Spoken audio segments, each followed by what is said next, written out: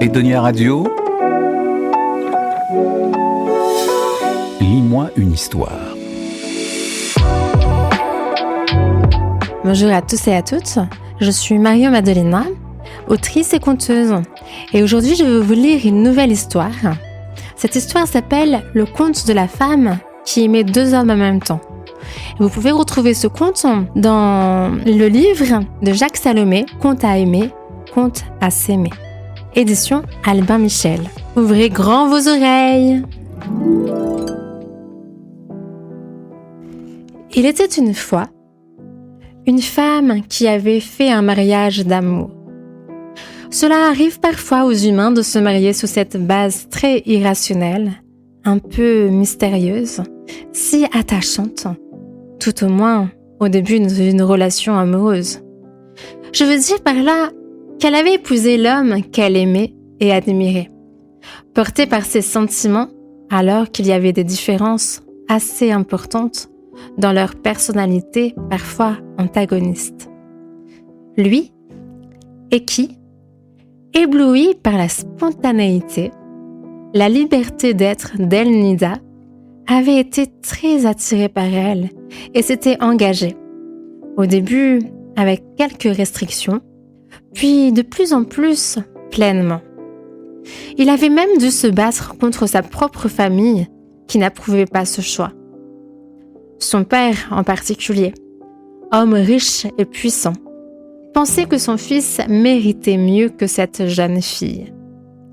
Elle lui paraissait un peu trop belle et surtout pleine d'une sensualité qui faisait plaisir à voir, mais inquiétait et mettait mal à l'aise les hommes, lesquels avaient du mal à réprimer leurs propres désirs devant elle.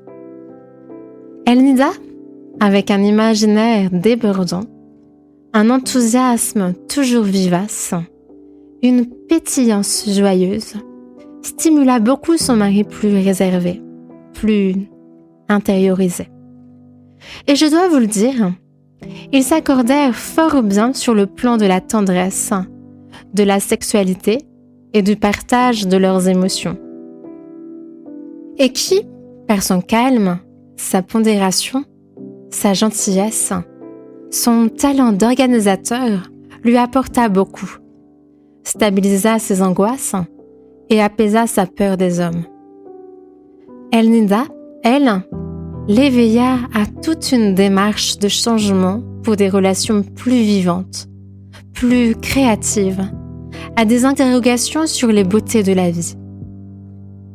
Quelques années plus tard, El-Nida rencontra un homme très différent de son mari.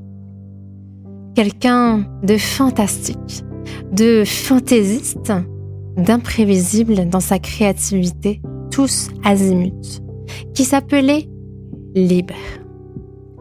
Et dès leur première rencontre, elle devint amoureuse de cet homme qui répondit à son élan, avec une fougue tout aussi joyeuse et vivace. Vous avez donc compris la situation. D'un côté, El-Nida aimait Eki, son mari, et de l'autre, elle était passionnément amoureuse de Libre, son ami de cœur.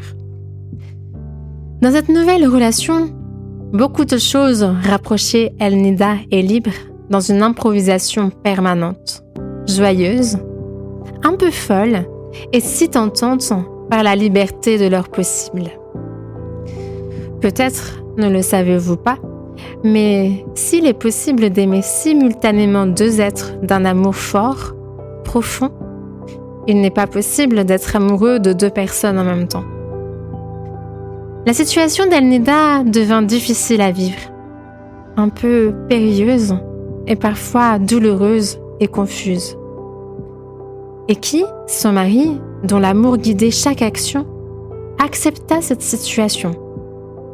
Il se sentait toujours aimé par El-Nida et confiant en elle. Mais celle-ci était amoureuse d'un autre. Peut-être l'avez-vous déjà vécu, le sentiment amoureux est semblable à un raz de marée, un tourbillon qui déstabilise, emporte tout sur son passage. Elnida se sentait emportée vers Libre, avec parfois tous ses sens éveillés, sa raison endormie, ses jugements en folie. Elle vivait ses contradictions et ses paradoxes avec une générosité telle qu'elle pouvait affronter la part d'insupportable et de douloureux qui parfois se réveillait dans son cœur. Ainsi, à certains moments, elle ne voulait pas remettre en cause les deux relations. Toutes les deux aussi importantes pour elle, l'une que l'autre. À d'autres instants, très courts, elle pensait renoncer à la relation amoureuse et tentait de se convaincre que la relation première avec son mari était à maintenir coûte que coûte. À d'autres moments encore, qui devenaient de plus en plus fréquents, elle se disait qu'elle devait choisir, trancher, faire un choix de vie nouveau et aller vers ce qui occupait le plus son esprit, son cœur et son corps. Elle était déchirée, mais si pleine d'amour qu'elle supportait ce qui aurait paru impossible à d'autres. Je ne sais si vous avez déjà eu, dans votre vie, à vivre quelque chose d'aussi contradictoire, d'aussi violent, d'aussi déstabilisant. Si c'est le cas, vous devez comprendre les enthousiasmes et les déchirements d'Elnida.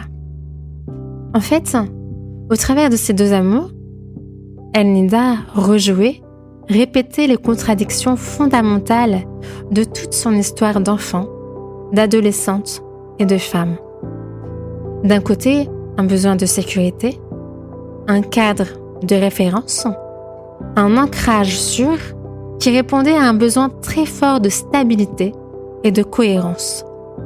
De l'autre, un besoin de s'échapper, de laisser son imaginaire créer un monde à la mesure de ses désirs, de se réaliser dans toutes ses potentialités d'amour. Tout se passait comme si elle avait besoin à la fois d'équilibre et de libre. Ce qu'elle ne savait pas encore, c'est la nécessité secrète qu'il y avait en elle d'un équilibre à trouver, non pas entre deux hommes, mais à l'intérieur d'elle-même, pour ne pas exploser, s'égarer ou bien se perdre. Le véritable conflit se montrait à l'extérieur, mais se jouait à l'intérieur, car il était plus ancien que l'apparent conflit actuel. Il est parfois des périodes dans une vie où il semble impossible de faire des choix de fidélité et de cohérence par rapport à soi, tant les forces qui nous habitent se combattent et se paralysent. Alors, cela se joue sur la scène des amours inespérés qui peuvent s'enflammer jusqu'à rencontrer le divin qui est en chacun, mais s'accordent mal aux exigences d'un quotidien. C'était le conte de la femme qui aimait deux hommes en même temps, que vous pouvez retrouver dans l'ouvrage de Jacques Salomé, Conte à aimer, conte à s'aimer, édition Albin Michel. À bientôt pour une prochaine histoire. Retrouvez Lis-moi une histoire dans les podcasts d'Edonia Radio.